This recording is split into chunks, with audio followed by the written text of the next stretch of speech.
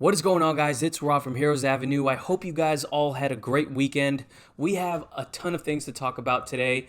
Really interesting news that has come out. We're mostly going to be talking about DC news topics today, but we're also going to touch on Morbius to kick things off. But in regards to DC news, we have Peter Sarsgard making some interesting comments about the Batman, how it's going to be powerful, emotional, and even compared it to the Pixies, which was pretty interesting. So we're going to look at those comments. We're going to look at comments from Zoe Kravitz in one of her recent Ellen interviews and how she's getting ready for Catwoman. And we're also going to talk about Joker and, of course, the crazy achievements that it is, that is being bestowed on this movie right now. So first, let's kick things off with Morbius.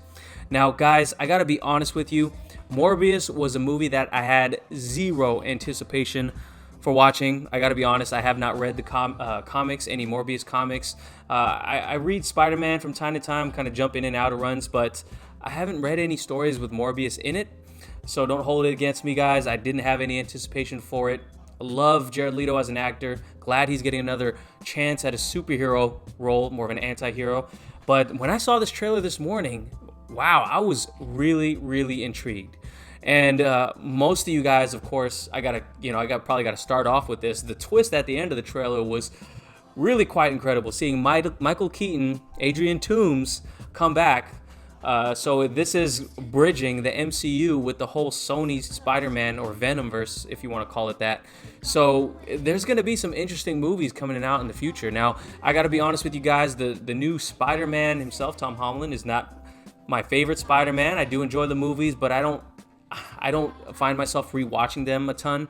But this is definitely making things really, really interesting for me to see this bridge being gapped, because Michael Keaton did a tremendous job at portraying the sinister nature of Adrian Toomes on the big screen. I thought it was great, and I was really missing him. Even though Jake Gyllenhaal is a great performer as Mysterio, I was missing that Michael Keaton presence, on screen. I wanted to see him back on there. So against Spider-Man. So I'm excited for this. I'm excited that they're bridging that gap finally, and we're going to see Spider-Man crossover. That's going to be really cool.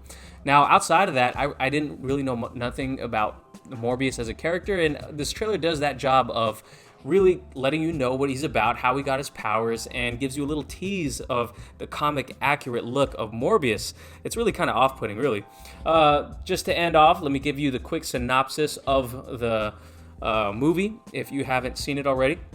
It says, one of Marvel's most compelling and conflicted characters comes to the big screen as Oscar winner Jared Leto transforms into enigmatic anti-hero Michael Morbius, dangerously ill with a rare blood disorder and determined to save others suffering his same fate. Dr. Morbius attempts a desperate gamble. What at first appears to be a radical success soon reveals itself to be a remedy, potentially worse than the disease. Pretty spot on with the trailer. I am really interested in this movie now. It definitely did the job of a first trailer. Gets myself who is pretty into this comic book movies. Gets me really interested in a character that I really didn't have any investment in. So let me know what you guys thought about this first Morbius trailer, guys. I'm really excited for it. Let me know what you guys thought in the comments down below.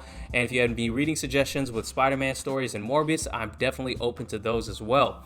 All right, let's go ahead and move on to the Joker. Okay, just quick news story on the Joker, and it has officially received the most Oscar nominations of any comic book movie ever. It was nominated for 11 Academy Awards, including Best Picture, becoming the first movie based on a DC comic book character to be nominated in that category.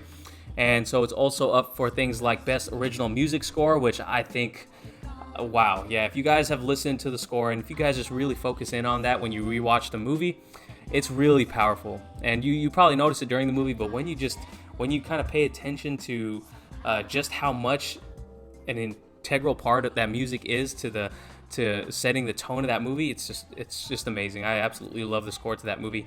Best sound editing, best mixing, best costume design, best film editing, best cinematography, and best makeup and hairstyling, best adapted screenplay, best actor, best director. Wow, this is incredible. Now it's going up against other movies like Once Upon a Time in Hollywood, which I enjoyed, but not my favorite Quentin Tarantino movie. The Irishman, which I've still yet to watch because I have a 2-month-old, and this guy, he keeps me on my toes. I haven't been able to watch a lot of movies lately because of him. But I know it's a 3-hour movie. I'll have to break it up and watch it. But 1917, I plan on watching that later this week, and I'm really excited for that one.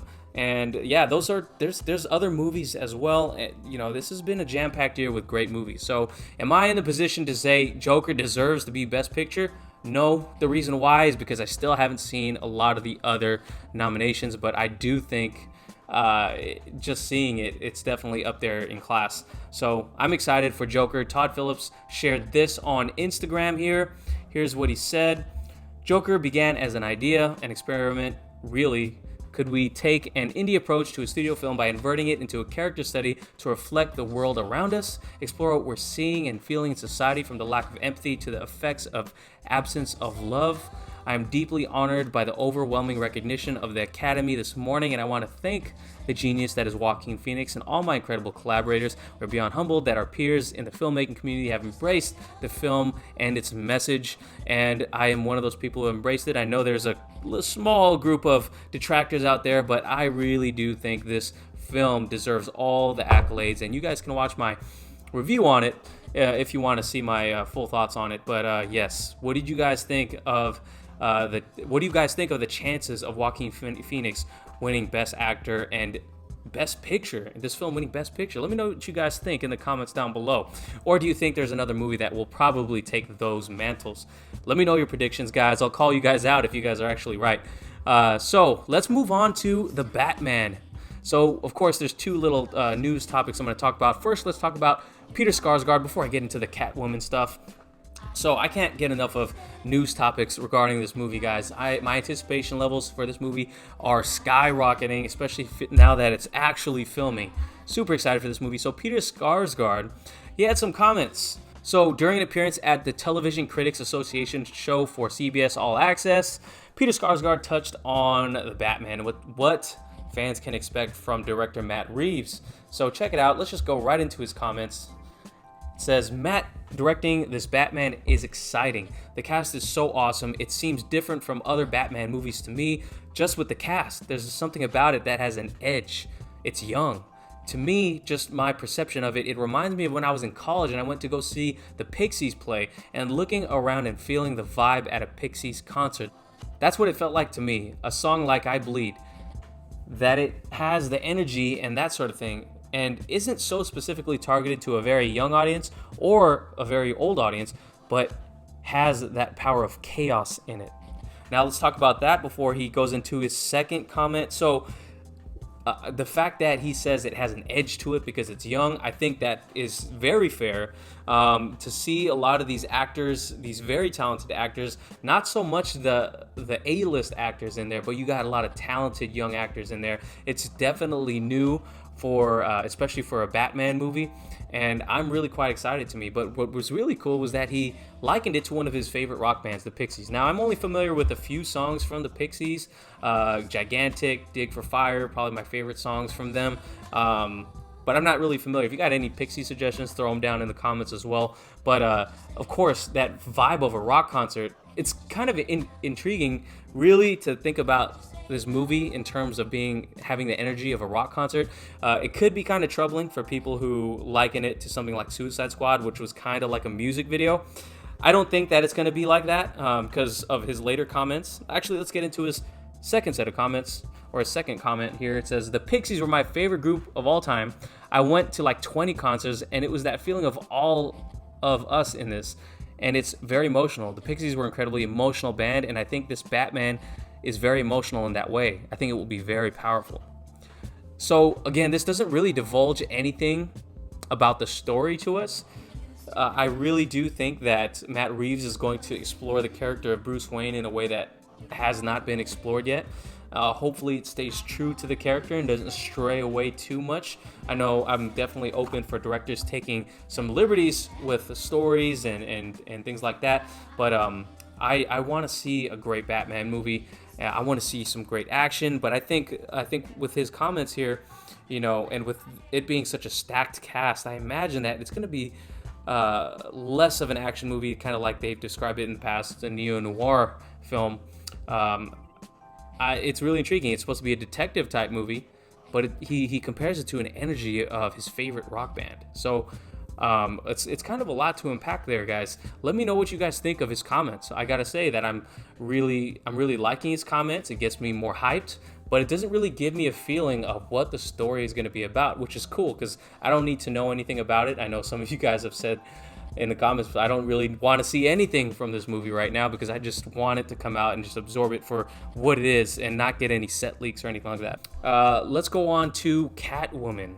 So Zoe Kravitz breaks silence on her Catwoman casting. So let's just go straight on to her comments regarding Catwoman. She was on the Ellen DeGeneres show explaining that how excited she is and how physical the role is going to be. So here's her comment. I was sitting at the Globes with David Kelly because he writes our show and Michelle Pfeiffer, and I was bowing to the Queen. I felt nervous to be in her presence. We've had many costume fittings. It's going really well. It's very exciting, and I've been training a ton too, which has been great and is hard, and it's great and hard. It's very physical. I come home just limping every day. It's actually kind of pathetic. So I'm really excited about these comments. It just goes to show that Zoe Kravitz is taking this role very seriously. She knows who has come before her and the greatness that Michelle Pfeiffer brought to the role of Catwoman. So I like that. I like the fact that she is getting physically prepared for this role, putting her body through the fire to really bring this Catwoman character to life, this iconic, transcendent character. I'm excited for her to be in the role. It's something that definitely had the internet talking, and I can't wait till she gets to prove why she won the role. And it's funny, she's limping every day. She's probably kind of relatively new to this type of training, but I'm glad she's putting herself through it. And the fact that they have had a lot of costume fittings is really exciting. I can't wait till we see the official costumes for all these characters. It's really not going to be long now in the grand scheme of things. We'll be getting it pretty soon, and I can't wait. So let me know what you guys thought about the comments from Zoe Kravitz. If you got any predictions on the type of costume she's going to be wearing. I know some of you, we did a video on that in the past, and some of you guys have thrown in some ideas. I think most of you guys were thinking that she is going to have that Hush type look, but who knows? Yeah, so that is all the news stories for today, guys. Let me know what you thought about all the news topics today in the comments down below. Please don't forget to hit the like button and subscribe to our channel, and also make sure to hit the notification bell. And thanks for doing that, guys. I'll catch you guys in the next video. Peace.